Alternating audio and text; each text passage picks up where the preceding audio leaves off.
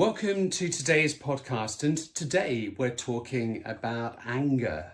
Yes, that sort of horrible feeling that you might have in your body. It doesn't feel very comfortable to be angry, does it? No, it can, that's the thing, is anger it really has an effect on how you feel, not just in your mind and your emotions, but actually in your body as well. So, anger obviously doesn't just affect other people who you're angry with or angry at. It also affects yourself, because it often feels quite...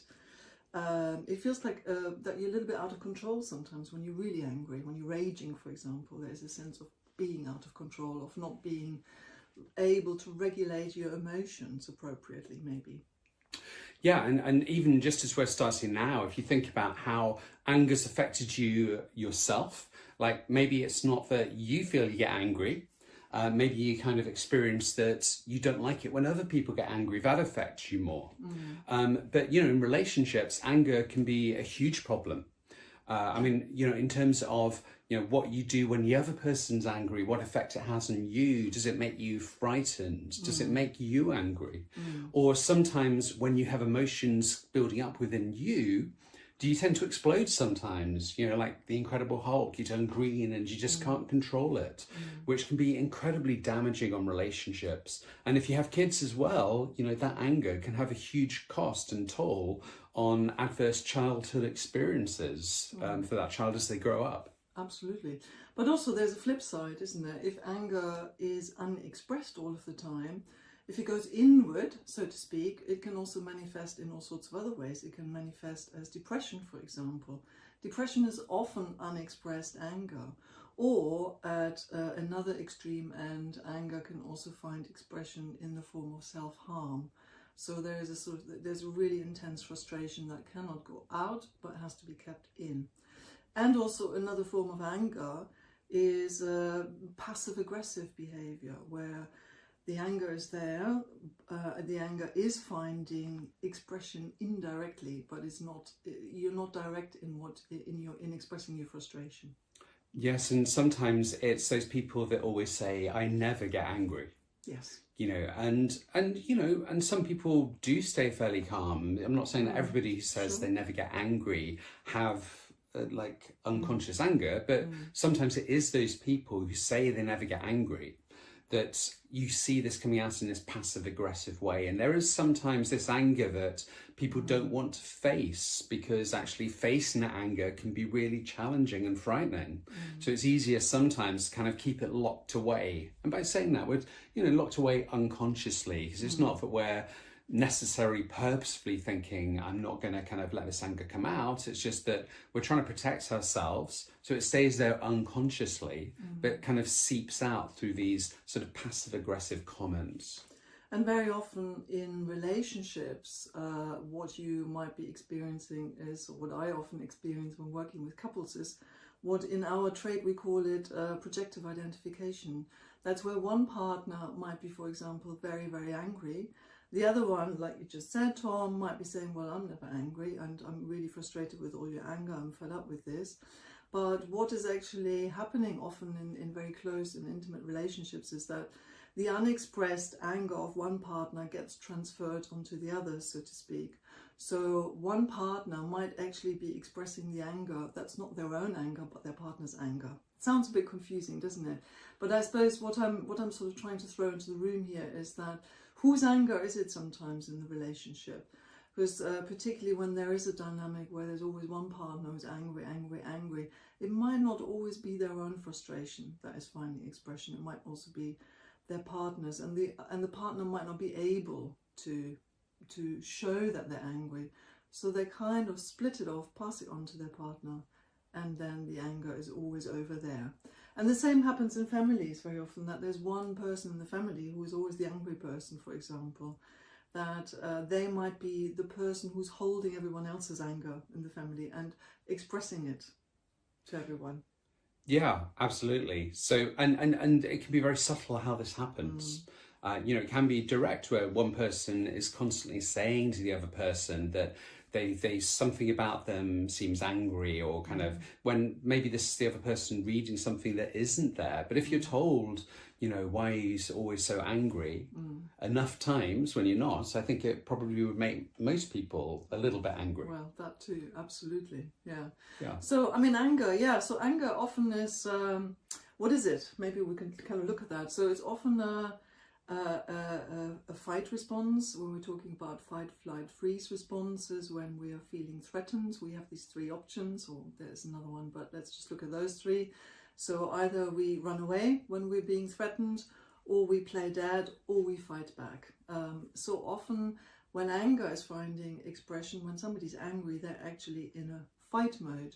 They feel threatened and they have to defend themselves. Yeah, so when you're in that fight mode as well, you know, this becomes very much a full body experience. So your heart rate will raise, you get adrenaline flowing through your system. It can affect your digestive system. It says, you know, this is a very real response. And also what happens with this is your brain will tend to change in the way that it works and functions or doesn't function. So that emotional center takes over, like the amygdala is going to be very active. Whereas, you know, the logic and reasoning part of your brain just tends to, that shuts down, which we talked about in another podcast in terms of the brain and emotions. So, you know, then when you get angry, of course, what comes out, it very often isn't logical. It isn't to do with what the real challenges are, because that logical part of the brain stops working. It kind of just gets out of the picture. And so that's when things get said that you regret saying afterwards, is because, you know, your brain is shutting down. It's not working in the right way. And I think what's also important here is that the threat doesn't have to be a real threat. It could just be a perceived threat. So anything that is experienced as a threat. And yeah, it can come out as road rage, for example. That's very often where anger is finding expression more and more these days. I mean, you know, when you're on the road, when you're driving or walking, you notice more and more people kind of losing it, don't you? And sort of starting to shout because they feel overwhelmed, maybe. I don't know what causes road rage, but some sense of feeling overwhelmed, feeling threatened by other drivers, for example, on the road, and feeling that you have no control over the situation. Yeah, and there can be many other factors as well, I think, with road rage, because I think that can also be that sort of sense of people, that sense of entitlement, that sense of people stepping over their boundaries, that sense of being able to take action. So I think there's many things with that, but you know, but with this build up of anger, if we have anger building up in other areas of our life, it will probably come out more in those times when maybe we're driving or doing something else. Yeah, so if you are constantly angry, constantly under threat, so to speak, if you feel constantly threatened, then obviously it's time to step back and think about what's really going on here. What's the trigger for you? What is it that you find so unbearable? And you don't always have to consciously feel threatened. Very often we get angry because we feel hurt, for example. We feel disappointed with, particularly in relationships, we feel disappointed with our partner. We feel that they haven't considered us enough, they haven't given us enough time or attention, for example, or they have misunderstood what we've tried to say. So all of these are causes that can actually trigger an angry response. But ultimately, yes, I mean, so it is a sort of threat response in the wider sense. Yeah, so what's really useful and something to think about after this podcast, or even right now, is what are your triggers that trigger you to get angry? Because knowing your trigger is the first step in doing something about it. You know, because sometimes it can seem quite random. But identify what is it specifically that causes us, what are those triggers that lead us to get into that state of feeling angry? Is it types of things that are said to you? Is it ways that people behave towards you? It could even be a tone of voice. It might not even be the words. So your partner, or not even a partner, somebody at work might speak to you in a certain tone of voice. And that tone of voice may remind you of something from the past. It might be with that tone of voice, we interpret it as being demeaning or kind of somebody being patronizing. Whereas actually somebody else may not take that at all. But that tone of voice may be the trigger.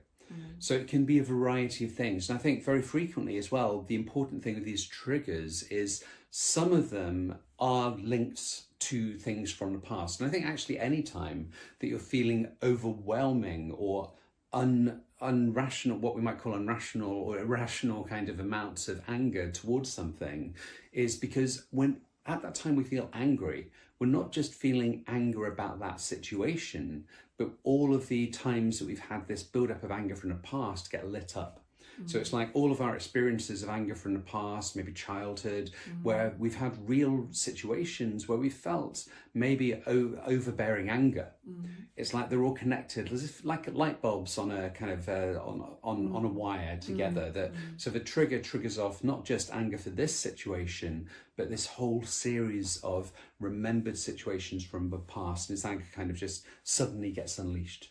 Yeah, and that's particularly true when we've had some experiences that are, that could be sort of called traumatic experiences, because the brain doesn't distinguish between past and present. It just reacts in the present. So it feels like what happened then feels like it's happening again right now in the present tense. So that's why very often there is no distinction between past and present events, and the anger is the defensive response has got to be so strong because there's so much at stake here.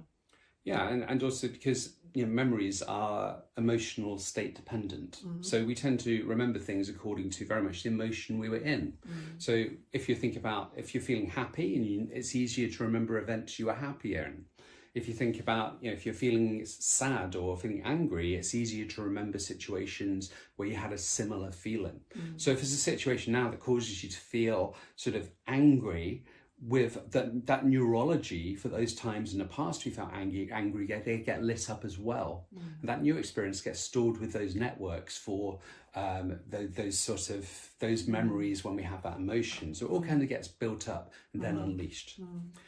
And it can really last, can't it? I mean, this anger can really last for weeks and weeks and weeks. Yeah, unless it's finding, it can simmer away for a long, long time, and unless it gets addressed somehow, unless there's some resolution. Yeah. I mean, and not for everybody. I mean, I can't remember times I felt angry for weeks and weeks, right. But it can happen. Yeah. Because I never get angry, do I? Never. So it's in terms of it can last for a long time, and I think, like you said, it's having some sort of resolution is important. But the problem is, because anger is often, there's more people involved in anger most of the time. It's usually not just situations. We're relying on the fact that something has to happen with that other person, maybe, to resolve this. And this again comes into blame, is that if we blame the other person for our anger, we may hold on to it for weeks and weeks. It's about how we can take some sort of ownership for that response, and that can sound very challenging itself, saying that. Well, absolutely. But at the same time, if we completely blame the other person, and maybe their faults, but at the same time, if we hold on to that blame, we may never let go of that anger. No, absolutely. Yeah. Sorry, you wanted to add? No, I think, one of the things in terms of where that comes from, we can, in a previous podcast episode, we talked about transactional analysis and the parent-adult-child model, so the Pac model. And we can think of, I can think of a couple of times when we experience this anger with that model. So it could be like the critical parent. So it might be like something triggers us and we behave, suddenly that critical parent in our head comes into force. Like, you shouldn't do that. You should never do that. That could come out as you talk to your partner. They do something, you get angry, like maybe they break a plate or something. And suddenly that critical parent, that internalized voice from your parents comes out and we get angry with them. So why did you break that plate? The other thing is it could also be the rebellious child. So it might be that, when you were younger, maybe your parents got angry with you or said something or did something, and you stormed off into your room in a real huff. And it's like, you were throwing things around in your room because you're really angry. And so that's another side. It could be like this child that feels blamed or accused and feels it's not my fault, it's all the world, it's everything else. So there's two different sides as well. It could be like that critical parent or the rebellious child. That's where I see that anger can fit into that model. Absolutely, I think that really makes sense. And it's often, I'm also thinking the anger can also be stoked further by a partner who is who's not engaging with you, who's sort of avoiding, and I think it might be helpful to also look at the other side, being at the receiving end of anger in a minute. But say you have a partner who basically minimizes your anger, who either plays it down or ridicules it, that often happens, or actually walks out of the room and basically just says, well, you're too angry, I'm not going to engage with you, I can't deal with you. That also makes it much worse, doesn't it? It can kind of it can kind of double the anger, so to speak, because then you're not being you're not being heard by your partner. So that so it also was also interested in the couple dynamic is how your anger is received. And of course, if you are really violently raging, then of course the best thing for your partner is to walk out of the room and walk away from you, because you're not safe anymore for other people, right? Just to be clear about it. But sometimes often you have relationships where you might just be angry and your partner cannot tolerate anger at all costs because it's too overwhelming for them or too threatening for them. So it's also interesting to kind of look at the other side of the coin, at the part, what is it like when you have a partner who is angry? For lots of people that is really threatening, because they might have had childhood experiences or parents who were angry and disciplining their children, or who were attacking their children, beating their children, shouting at their children, that kind of thing. So there's an association of anger with threatening, being threatening. And that often means that for lots of people, if they experience their partner as angry, they freeze. Yeah, they often have that kind of freeze response. So you then have a dynamic where one partner is frozen and the other one is advancing and attacking, and it's not going to go anywhere, is it?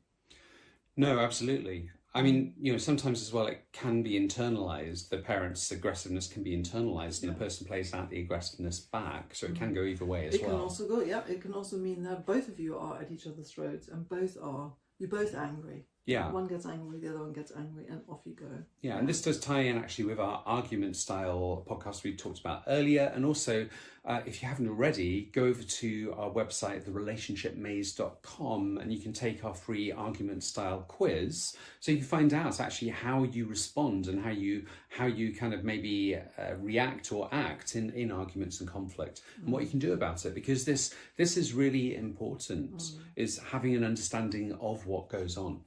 And I think you're just picking up on one thing that you said, where in terms of walking out from anger, I think the important thing is sometimes it is maybe not appropriate to continue a conversation when you're overly angry. But what's important is to acknowledge each other's feelings, to step back and have empathy and experience. Well, where maybe, we're both, this is getting quite heated. I can see this is a really important topic for you. I can see that this is something that you feel very passionate about, it's causing some anger. Let's take a breather for an hour and then talk about this. And then we will talk about this, but making sure that it's not walking out without acknowledgement. Unless it's for personal safety. Yeah, no, exactly. I mean, if you're being physically threatened by your partner, you need to go. Yeah, that's not acceptable. So there are different degrees of anger that we're talking about here as well. And a certain amount of anger is quite natural and normal. Just to be clear about it, we all feel angry at some point in our lives, because because we feel that we're being threatened, we're not being acknowledged, we're being overlooked, we're not being listened to. All of these could be triggers for angry feelings. That's quite normal. But if it's sort of if it continues, if the anger never stops, if it becomes a consistent feature in your relationship where you also feel like you can't rein it in, you can't kind of bring yourself down, you can't soothe yourself quite easily, then there's a problem. Then that's something that needs to be addressed. So it's not the feelings of anger themselves, that's absolutely fine. It's about what you do with them and how you manage them, and how you let them out. As I say, whether you let them out very loudly by shouting, or whether you let them out in these kind of needling, passive-aggressive way, which is what lots of couples do as well. This endless bickering. That's another form of being angry with each other, but not quite acknowledging that you are. You know. So anger is okay, but what do you do with it? That's the question. How do you regulate? So first of all, I mean, if you are really feeling out of control and you're getting into this rage, maybe we should distinguish between anger and rage here. If you're raging, then what you need to practice, and if this happens a lot, then you need to practice managing your emotional states a little bit more, to manage your frustrations a little bit more.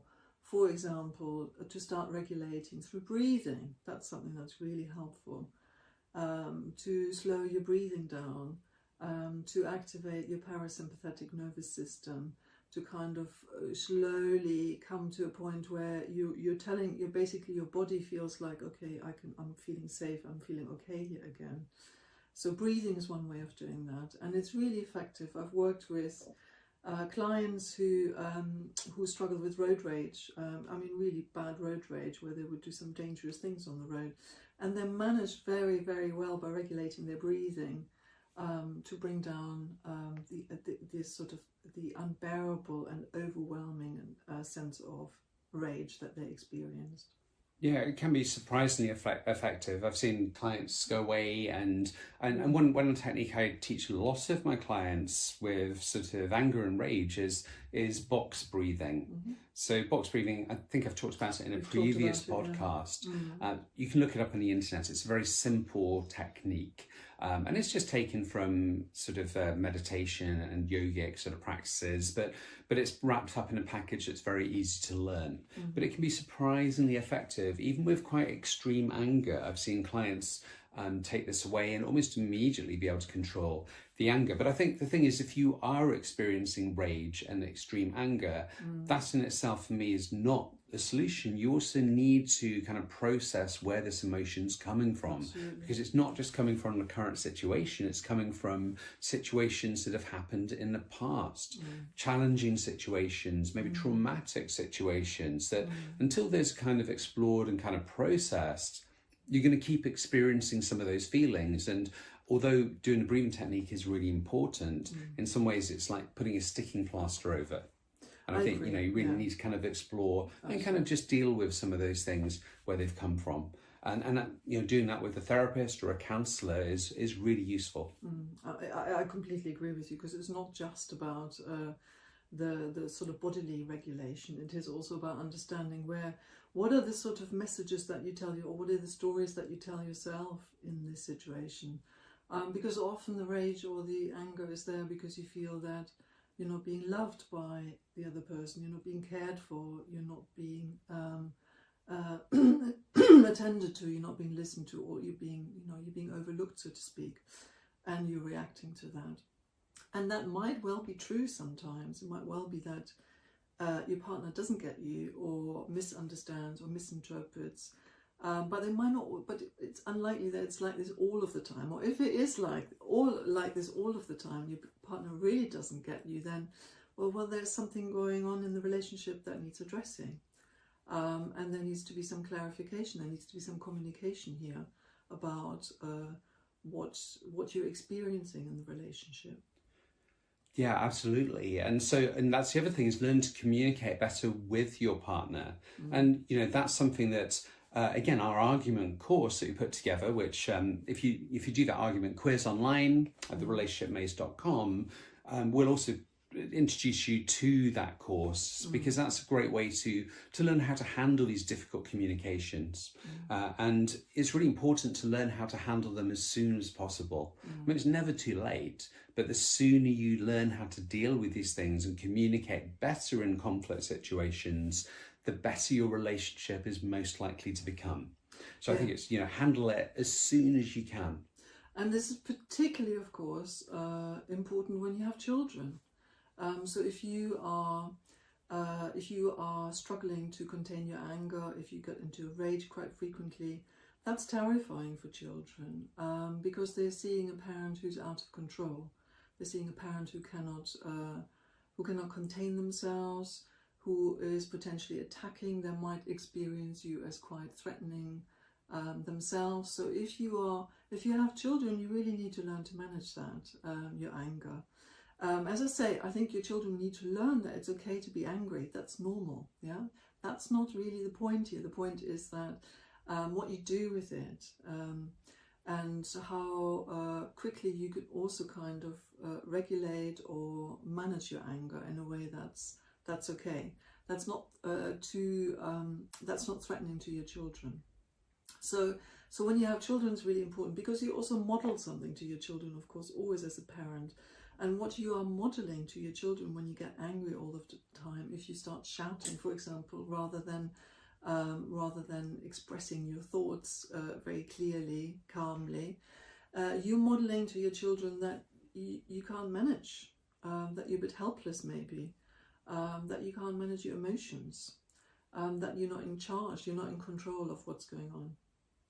Yeah, absolutely. So taking responsibility, doing something about this, not just saying, well, people get angry and kids will deal with it, because unless you actually manage these things properly, if you've had experience of parents arguing, getting really angry, not resolving it, you know how tough that can be. So learning how to deal with that as soon as possible is so important. Otherwise, the cycle just continues. So I think doing something about it right now is key. Yeah, and you can, and that's the thing, you totally can change how you deal with anger. You can totally change how you deal with conflict situations. It still won't ever feel great, but you learn how to deal with it in a much better way, in a much healthier way. And that will impact you, it will impact your partner, it will impact your children. Absolutely. So if this is something that you are experiencing regularly, if you really feel like often very, very angry and out of control, then you need to do something about it, because it's really undermining for the relationship in the long run. Yeah. And also by the same token, if you have a partner who is constantly out of control in that way, then that's something that needs looking at as well, needs to be addressed, because it's really unhealthy for you being at the receiving end of a partner who is out of control all of the time, because it's not good for the relationship overall, if you think of the relationship as a system. Yeah.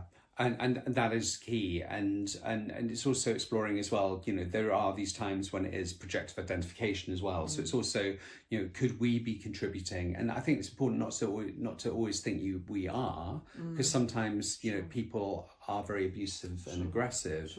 But there are times that in a relationship we both influence each other to some extent. Yeah, so it might just be quite helpful to think, well, there is a lot of anger in our system here. Yeah, rather than you are always angry. There's a lot of anger in our system. What do we both bring into the system? What do we both bring to the table? What do we both bring to the relationship that creates this strong sense of frustration? Yeah, and that's why sometimes having couples therapy is so important, because it's really helpful having somebody from the outside who's neutral begin to feed back some of these patterns that maybe we're not aware of. No, yeah, obviously, most of the time they're unconscious. Yeah. And most of the time we're not aware of them. Yeah. Anyway, so I think we're going to round off today's podcast. So again, if you want to find out more about your argument style, take our free quiz on therelationshipmaze.com. There's a link at the top of the page. And please tune into our podcast next week and press subscribe right now. And